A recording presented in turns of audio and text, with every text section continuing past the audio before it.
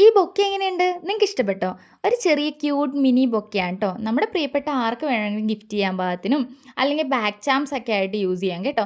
ഇതിൻ്റെ ഒരു ചെറിയ കീ ചെയിൻ്റെ ഇത് പിടിപ്പിച്ചാൽ മതി. അപ്പോൾ നമുക്ക് ബാക്ക് ചാംസ് ഒക്കെ ആയിട്ട് യൂസ് ചെയ്യാവേ. അപ്പോൾ ഇതിന് വേണ്ടിയിട്ട് ഞാൻ യൂസ് ചെയ്തേക്കണേ 1/2 ഇഞ്ചിൻ്റെ സാറ്റൻ റിബൺസ് ആണ് ട്ടോ. നമ്മുടെ വലിയ 1.5 ഇഞ്ച് 2 ഇഞ്ച് വെച്ചിട്ട് നമ്മൾ ഉണ്ടാക്കുന്ന റോസ് ഫ്ലവേഴ്സ് പോലെ തന്നെയാണ് ഞാൻ ഇതിൻ്റെ അകത്ത് ഫ്ലവേഴ്സ് ഉണ്ടാക്കിയെടുത്തേക്കുന്നത്.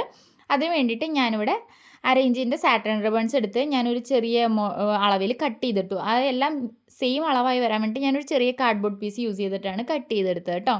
അതിനുശേഷം അതിൻ്റെ 2 സൈഡും ഇങ്ങനെ സ്പ്ലിറ്റൻഡായി പോവാണ്ടിരിക്കാൻ വേണ്ടിയിട്ട് ഞാനതിനെ ഒരു ലൈറ്റർ യൂസ് ചെയ്ത് ഒന്ന് ഉരുക്കി കൊടുക്കുന്നുണ്ട് കേട്ടോ.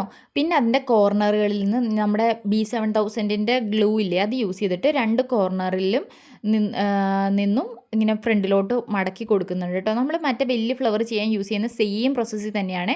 പിന്നെ ദേ ഇതുപോലെ അതിൻ്റെ ആ മടക്കി എടുത്ത സൈഡിലല്ലാണ്ട് ഓപ്പോസിറ്റ് സൈഡിൽ ഗ്ലൂ അപ്ലൈ ചെയ്ത് കൊടുക്കുന്നുണ്ട്. ക്ലിയർ ആയിട്ട് വീഡിയോ നോക്കിയാൽ മനസ്സിലാവും ഞാൻ എക്സ്പ്ലെയിൻ ചെയ്യുന്നതിനേക്കാളും കേട്ടോ. എന്നിട്ട് ദേ ഇതുപോലെ ഞാൻ ചെറിയ ടൂത്ത് പിക്സ് യൂസ് ചെയ്യുന്നത്. എന്നിട്ട് അതിൻ്റെ അകത്തേക്ക് ദേ ഇതുപോലെ ഗ്ലൂ തേച്ചിട്ട് ഒട്ടിച്ചു കൊടുക്കുകയാണ് ചെയ്യുന്നത്.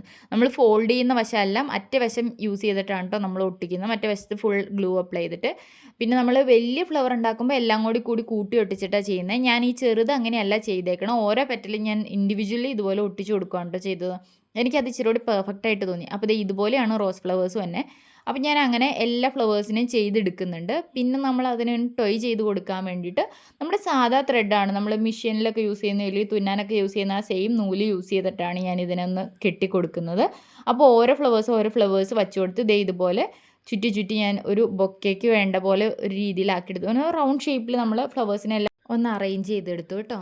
അതിനുശേഷം ഞാൻ ചുമ്മാ ഇവിടെ ഇരുന്ന ഒരു കട്ടിംഗ് പീസ് നെറ്റ് ഇരുന്നത് യൂസ് ചെയ്തിട്ടാണ് ഞാൻ ഇതിൻ്റെ പുറത്തുള്ള ആ ബൊക്കെ ഷീറ്റിന് പകരം ഞാൻ നെറ്റാണ് കേട്ടോ ഇവിടെ യൂസ് ചെയ്യുന്നത്. അപ്പോൾ ഇതിന് മുന്നേ എന്തോ തയ്ച്ചിട്ട് ബാക്കിയിരുന്ന തുണിയിൽ നിന്നാണ്. അപ്പോൾ അതിന് ചെറിയ ഫ്രില്ല് പോലെ കൊടുത്തിട്ട് അതിനെ ഞാൻ ചുറ്റും ഇത് ചെയ്തിട്ട് നമ്മുടെ നൂല് യൂസ് ചെയ്ത് ജസ്റ്റ് ഒന്ന് കെട്ടിക്കൊടുത്തിട്ടുണ്ടായി. എന്നിട്ട് ഞാൻ സാറ്റൻ റിബൺ ഇതൊരു 4 ഇഞ്ചിൻ്റെ സാറ്റൻ റിബൺ വെച്ചൊരു ബോയും കെട്ടിക്കൊടുത്തിട്ട് ആ നൂല് അഴിച്ചു കളഞ്ഞ് താഴെ കട്ട് ചെയ്ത് കൊടുത്തു കേട്ടോ. അപ്പോൾ ദേ ഇതാണ് നമ്മുടെ ഫൈനൽ ലുക്ക് തന്നെ. ഇഷ്ടപ്പെട്ടോ ഇല്ല എന്നുള്ളതൊക്കെ കമൻറ്റ് ചെയ്യണേ. അപ്പോൾ ഇഷ്ടപ്പെട്ടാൽ ലൈക്ക് ചെയ്യാനും ഷെയർ ചെയ്യാനൊന്നും മറന്നു വരുന്നത്. അപ്പോൾ അത്രയേ ഉള്ളൂ ഇന്നത്തേക്ക്. Bye bye.